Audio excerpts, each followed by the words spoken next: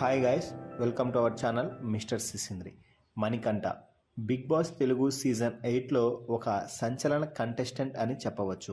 Big boss హౌస్లోకి అడుగుపెట్టే క్షణంలో మణికంఠ కూడా అనుకొని ఉండడు, నేను ఇంత త్వరగా ఇంత పాపులారిటీని సాధించుకుంటాను అని. ఎందుకంటే తొలి రోజే ఎలిమినేషన్ అంటూ మణికంఠను బిగ్ బాస్ హైలైట్ చేయడంతో మణికంఠ మొదటి రోజు నుండే ఆడియన్స్కి బాగా కనెక్ట్ అయ్యాడు. ఇక నామినేషన్స్లో అందరూ ఏకధాటిగా మణికంఠను టార్గెట్ చేసినప్పటికీ కూడా అందరికీ సరైన రీతిలో సమాధానం ఇచ్చి, మీరు చెప్పినట్టు గేమ్ ఆడటానికి నేను ఈ బిగ్ బాస్ హౌస్కి రాలేదు, నా గేమ్ ఏంటో, నా స్ట్రాటజీ ఏంటో నాకు తెలుసు, మీరు మీ పని మాత్రమే చూసుకోండి, ఇతరుల పనిలో వేలు పెట్టాల్సిన అవసరం లేదు అంటూ గట్టిగా సమాధానం ఇచ్చాడు. అయితే మణికంఠ చిన్నప్పటి నుండి చూసిన కష్టాల కారణంగా కొంచెం ఎమోషనల్ అవుతున్నాడు. ఆ క్షణంలో మణికంఠ తన కష్టాల గురించి చెప్పుకుంటున్నాడు కూడా. సింపతి కోసం ట్రై చేస్తున్నాడేమో అని అందరూ భావిస్తున్నారు.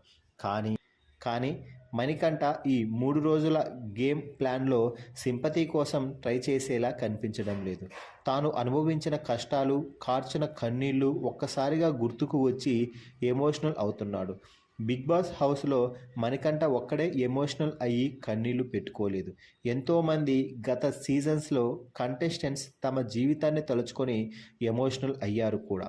కానీ ఆ ఎమోషనల్ స్టోరీ చెప్పేటప్పుడు ఇతరులు ఎలా రియాక్ట్ అయ్యారు, ఎలా రిసీవ్ చేసుకున్నారు అనేదే ఇక్కడ చాలా కీలకం.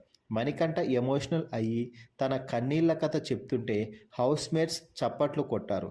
అయితే ఆ తర్వాత మణికంఠ ఫీల్ అయ్యి, నా కథ చెప్తే మీరు ఎలా చప్పట్లు కొడుతున్నారు అని ప్రశ్నించడంతో వెంటనే రియాక్ట్ అవ్వకపోతే ఆడియన్స్ దగ్గర మేము ఎర్రి పుష్పాలం అవుతాము అని భావించిన హౌస్మేట్స్ అందరూ కూడా 4 కన్నీళ్ల చుక్కలు కార్చారు. అలాగే ఎమోషనల్ స్టోరీ ఎందుకు అంటూ చెప్పుకొచ్చారు. మొత్తంగా మణికంఠ ఎమోషనల్ కథని ఎగతాళిగా చేసిన హౌస్మేట్స్పై మీ అభిప్రాయాన్ని కామెంట్స్ రూపంలో తెలపండి. అలాగే మన ఛానల్ని సబ్స్క్రైబ్ చేయండి.